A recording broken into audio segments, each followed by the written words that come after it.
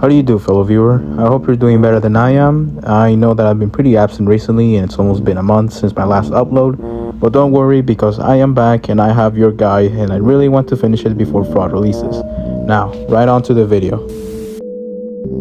I just have to add, Heresy has got to be my favorite layer. I just love the color red and like the aesthetic. Alright, so what you want to do for this first room is to set up some saw traps for the swords machine below and then try to target both of the malicious faces with the rail cannon as well as the cannonball shot. Try to get them both at once. And once they are taken care of, you can focus on the swords machine. In this next hallway, there's going to be two filth. Make sure to take care of them because like they're really easy to miss and then it's going to screw up your P rank attempt.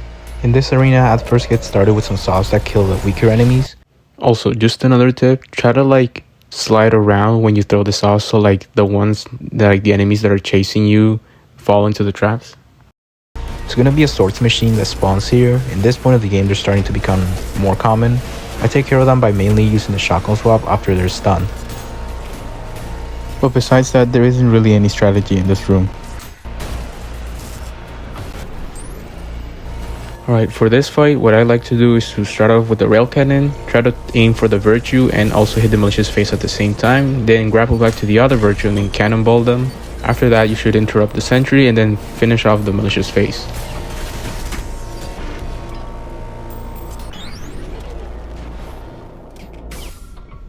So after you have your redness burnt off, what you want to do is to set up some saw traps in this place right here, then follow up with some nails, and when the enemies spawn, they'll walk into the nails and then you'll follow up with the rail cannon shot.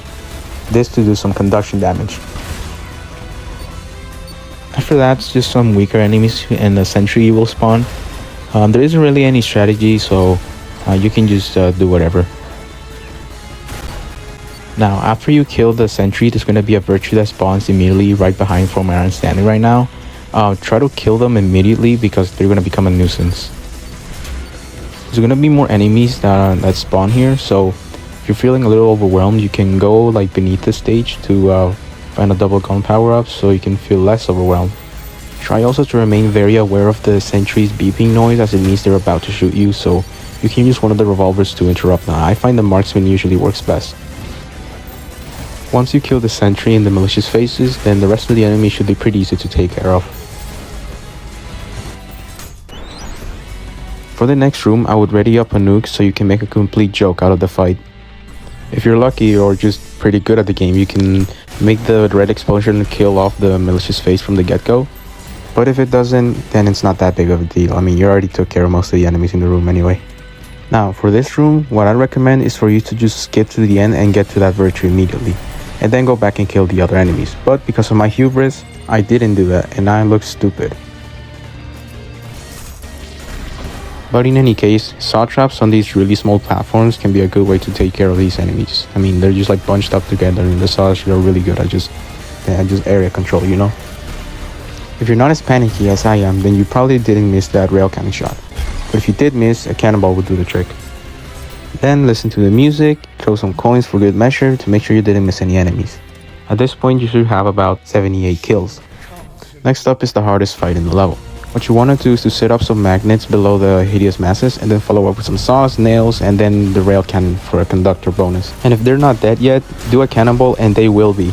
I would personally only try to focus on one of them at a time, then move on to the other. But be careful because after you kill only one of them, a couple enemies will spawn and they will be a nuisance. And if you're like me, you can use the chainsaw as a quick panic button to heal yourself. After you get them both, a couple lesser enemies will spawn. They're not really that big of a deal. I would still keep an eye out for that swords machine though. There are two servers that spawn in this room. Those I would really keep an eye out for. I would save a cannonball for one of them and then just try not to die with the other one. Once you kill that Cerberus, you practically already beat the level, so congrats!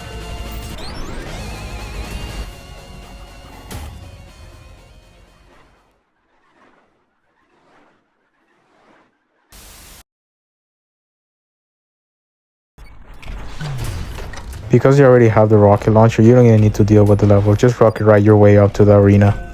So for this fight, what I would try to do is to have the magnets stick to the wall because he floats and it makes it easier for the saws to hit him.